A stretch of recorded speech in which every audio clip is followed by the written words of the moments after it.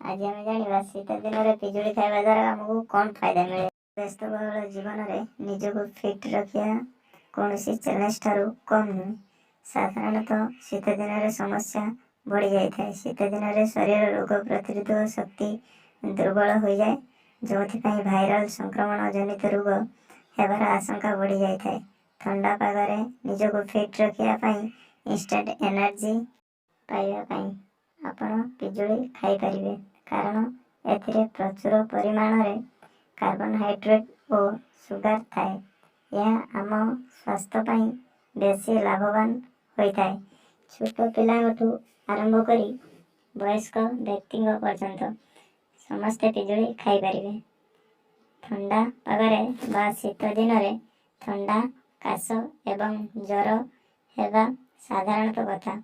पिजुली एवं यार पत्र प्रचुर परिमाण में विटामिन एवं आयरन थाए, जहाँ ठंडा एवं काशरू मुक्ति देवार साहाय्य करिथाए।